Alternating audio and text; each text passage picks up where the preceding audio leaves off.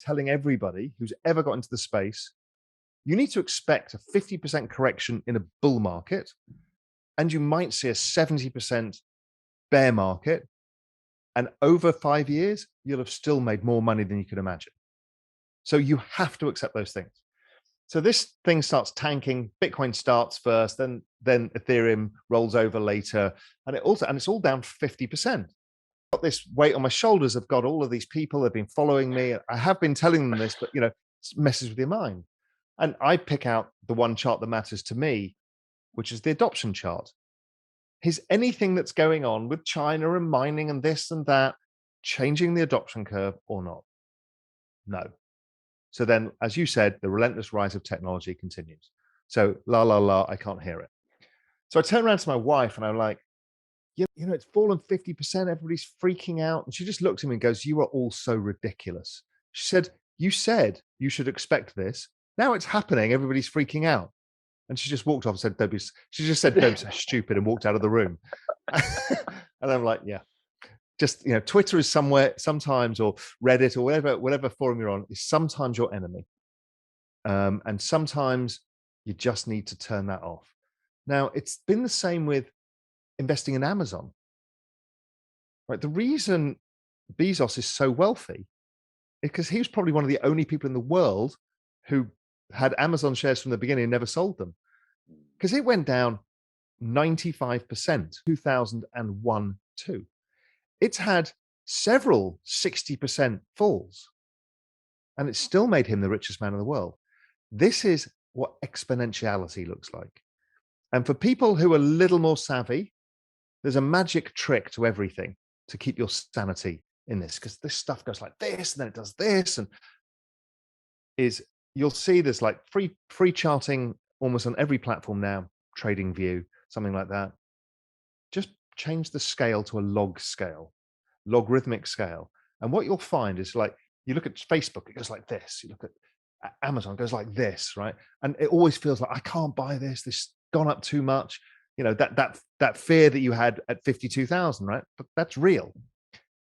You change it to a log chart, and it's a beautiful trend. And you realize it's all noise.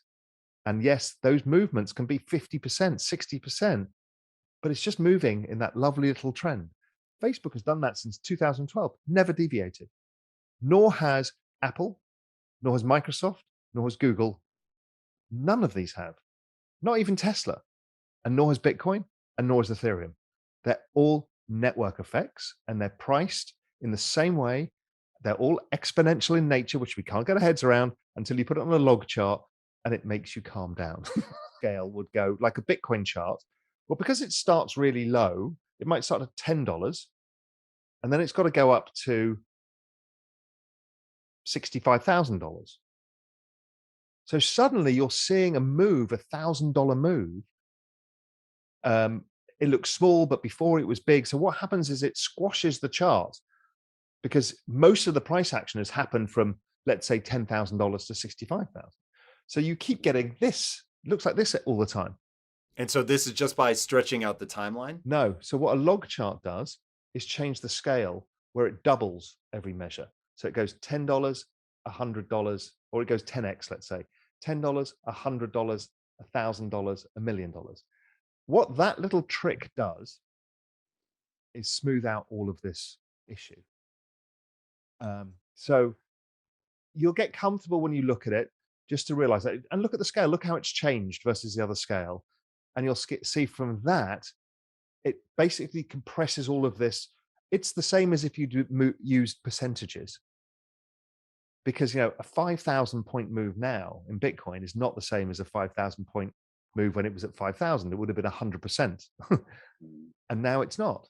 Now it's like whatever it is today, 10%. So it's changing that. And that really, really, really helps. It's weird when I tell you, but I'm actually risk averse. So I own a few properties myself, and I live in them. So I don't rent anything out. This is my bank, is lifestyle. So, and I like to live in nice places. So that I don't consider money that I'm investing or doing anything with. That's just buried in lifestyle. my shares in Real Vision as an entrepreneur. They could be worth nothing. They could be worth gazillion. That's not part of it. So what really matters is your liquid net worth, the money that you've got available to invest. And I'm 100% in crypto. And I feel like I'm underexposed. So maybe I didn't start with enough cash that I should have had more in cash, as opposed to in real estate or whatever. But it's 100%, and I feel massively underexposed. Now, why can I do 100%? Because I have income. I have numerous sources of income. So I've always got money coming in. If I lost, well, you're never going to lose 100% because I've got no leverage. So it could go down 80% and it'd be back to roughly where I bought it. So I'm kind of safe in this crypto space now. I can't really lose money, but I've got cash flow coming in. So even if I did lose it, it's not going to change my life. And in fact, cash flow coming in gives me an ability to buy at lower prices. So I'm structurally set up to take advantage of the biggest opportunity I've ever seen. And I'm comfortable with that. Now, I don't know what percentage of my total net worth it is because I don't think of total net worth as total net worth, because those are things that are never going to change. My beach house in Little Cayman, do I sell it and buy something else? I'm not going to invest in something else with it. That is the answer. Lifestyle is the answer to everything, right? We don't do anything else for any other reason, I don't think, or you shouldn't. To be rich is not a future state. To have the lifestyle that you want is the future state, and that can be anything.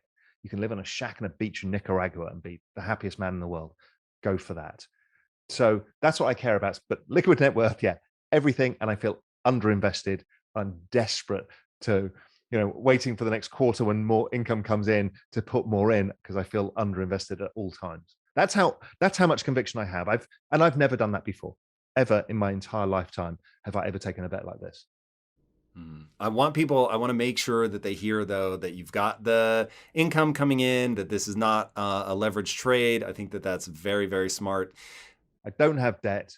This is my pool of investable savings. It's my entire life savings, because I don't count the house and all the houses and stuff as that.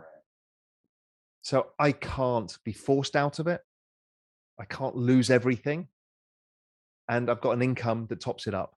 So I can buy more, or if I get the bet wrong and it doesn't go anywhere for 5 years, I can buy other stuff. I can cover my cost of living. Everything is fine. So yes, it sounds, and I call it irresponsibly long, but it's actually not very irresponsible. It's actually quite responsible. It's just a very high conviction bet. Yeah.